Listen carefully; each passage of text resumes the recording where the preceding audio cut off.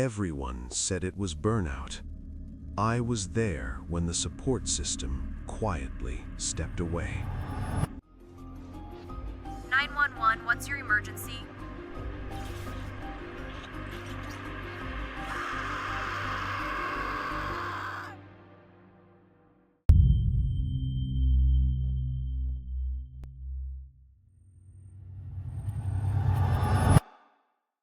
I wasn't a fan. I wasn't watching clips or following updates or participating in the speculation that dominated online discussions about what was happening behind the scenes.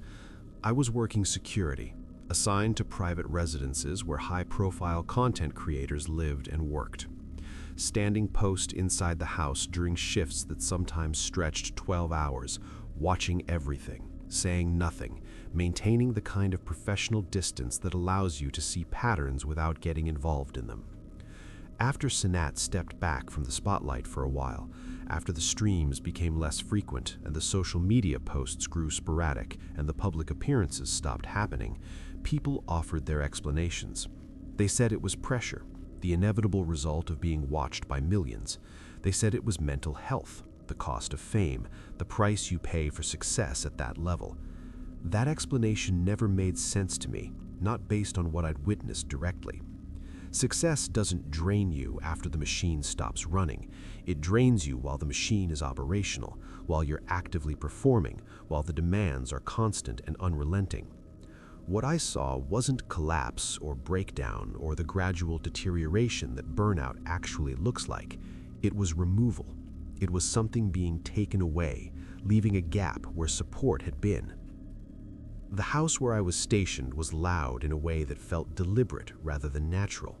It was full of young creators, people in their early 20s mostly, phones glowing at all hours of the day and night, energy spilling into hallways and common areas like it had nowhere else to go and needed to be constantly expressed.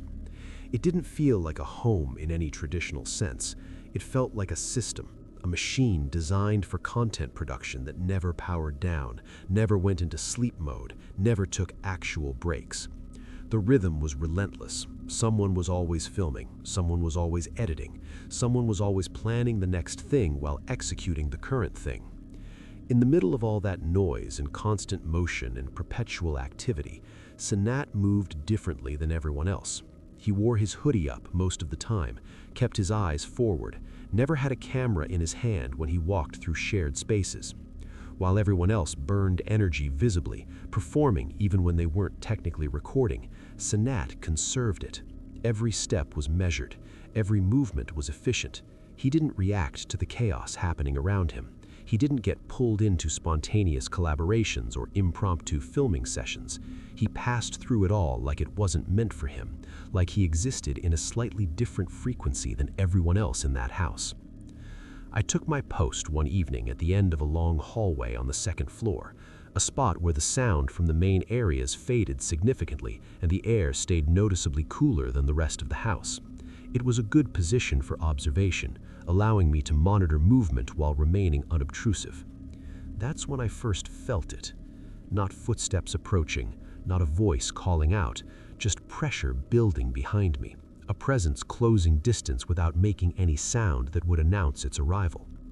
My training tells you not to turn around unless you have a concrete reason to do so, not to react to feelings or instincts without verification.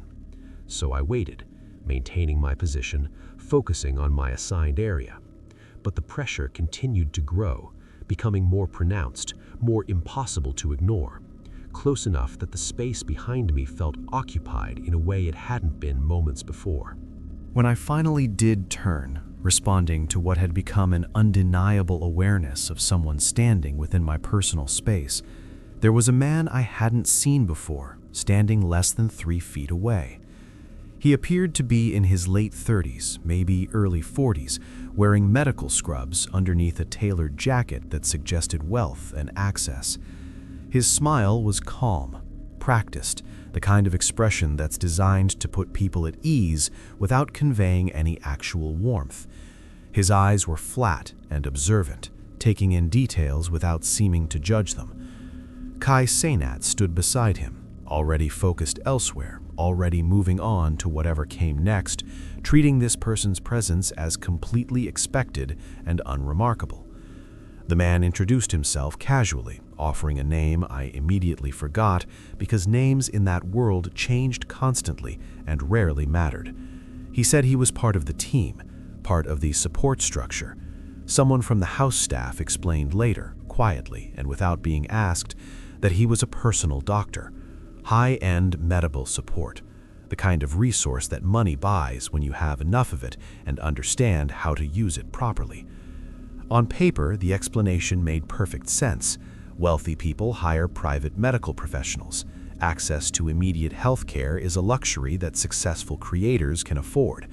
Confidential treatment maintains privacy that public healthcare systems can't provide. But something about the encounter felt wrong in ways I couldn't articulate at the time. Doctors don't approach from behind. They don't position themselves in your space before announcing their presence. They don't wait for you to feel them before they speak. The whole interaction carried a quality of testing or measurement, like he was evaluating my response rather than simply introducing himself. After he arrived and integrated into the household routine, the house changed in subtle but noticeable ways. It didn't become quieter exactly. The volume and activity level remained high, but it became more efficient, more streamlined. Schedules that had been loose and flexible suddenly tightened into rigid structure. Streams that had been unpredictable in their timing and duration started running longer but cleaner, with fewer technical problems and fewer moments of dead air or confusion. There were fewer mistakes visible in the final content. Everything started looking more professional, more polished, more controlled. Cenat didn't fade during this period. He didn't become less visible or less active. He sharpened. His performance became more precise. His timing improved noticeably. His energy remained consistent across longer sessions. From the outside, to viewers watching the content, it looked like natural growth, like he was hitting his stride and maturing as a creator. From the inside, from my position observing the actual daily operations, it felt like something was holding everything together, applying pressure in specific places to maintain structure and prevent collapse. The doctor appeared on a pattern that became predictable once you knew to watch for it. Same vehicle pulling up to the side entrance, same timing, usually late afternoon before evening streams. Always calm, always professional, always carrying a small black bag that could have contained anything. He never celebrated wins when big numbers were hit or major milestones were achieved. He watched results like they were confirmations of expectations rather than surprising successes. His demeanor never changed based on outcomes. Success and difficulty received the same neutral observation and measured response. Cenat started exhibiting small behavioral changes that individually meant nothing but collectively formed a concerning pattern. He began repeating certain phrases before long streaming sessions, like he was running through a mental checklist or verifying that certain preparations had been completed. He laughed at jokes, but the laughter came a half-second late, like the response was being processed through an extra step before reaching expression. Sometimes he would agree to plans or commitments, nod and confirm that he understood and accepted what was being proposed, then ask what had been discussed just minutes later. Not confused exactly, not lost or disoriented, just checking, verifying, making sure the information had been properly received and stored. Then one night, without warning or explanation, the doctor didn't show up. No vehicle arrived at the usual time. No phone call came through to reschedule or explain the absence. No message was left with staff. He simply wasn't there. And the house immediately loosened in response to that absence. The tight structure that had developed over weeks relaxed back into something more chaotic. Streams started late, missing their announced times by 15 or 20 minutes. People wandered again instead of moving with purpose. Energy dispersed randomly instead of being channeled efficiently. Cenat slowed noticeably. His movements lost their precision. He sat at his desk during what should have been preparation time, staring at screens that were already powered on and displaying the interfaces he needed, hands resting where they always had been, mouse within reach, everything ready. But he didn't begin. He just sat there, like he was waiting for something to lock back into place, for some signal or instruction that wasn't coming, for permission or initiation that had always been external rather than internal. He stopped eating regular meals. Food would be prepared and placed near him but would sit untouched for hours. Sleep came in fragments, brief periods of rest that didn't seem to provide actual recovery. Confidence drained quietly, visibly, replaced by doubt that manifested in hesitation and second-guessing. Decisions that he'd previously made instantly now required extended consideration.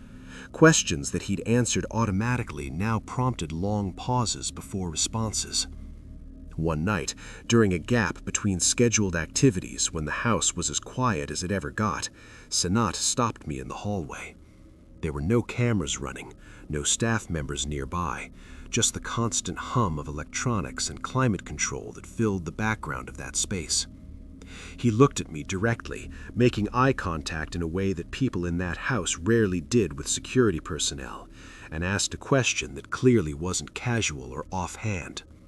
He asked, speaking calmly and deliberately, if I thought he'd only been okay, only been functional, only been successful because something else had been holding him up, because some external support structure had been maintaining him rather than his own capabilities and efforts. I didn't answer. I couldn't answer. Silence felt safer than any response I could offer.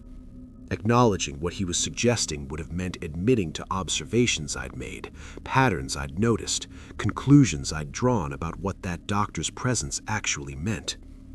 So I maintained professional distance and said nothing, and after a moment he nodded like my silence was answer enough and continued down the hallway. A few weeks later, I received notification that I was being reassigned. Different house, different creator, same company managing the property and security. The transition was presented as routine, as normal rotation that happens in private security work, but the timing felt deliberate. I arrived at the new location on a Monday evening. The energy was immediately familiar in a way that made me uncomfortable. Same noise, same constant activity, same feeling of a system running continuously without breaks. Different faces, but identical patterns. The first night I was there, I took a position near the main entrance during evening hours. Then, around 7 o'clock, the black vehicle arrived. Same make and model, same unhurried pace pulling up to the side entrance, same pause before the door opened, the same calm confidence in the posture of the person stepping out. I didn't turn around to get a clear look. I didn't need an introduction this time. I knew exactly what was happening. I stayed facing forward, maintained my assigned position, and let the systems settle into place again. Let the structure impose itself on the chaos. Let the support system begin its work on a new subject, who probably believed, just like Cenat had believed, that their success was entirely their own achievement, their own capability, their own effort, that they were in control, that they were making choices, that they were building something that belonged to them. And maybe they were right. Or maybe, like Cenat discovered when the support suddenly withdrew, they were just being held together by something they didn't understand and couldn't see until it decided to let go. It isn't fear that keeps people quiet. It's knowing the pattern works until it moves on to someone else.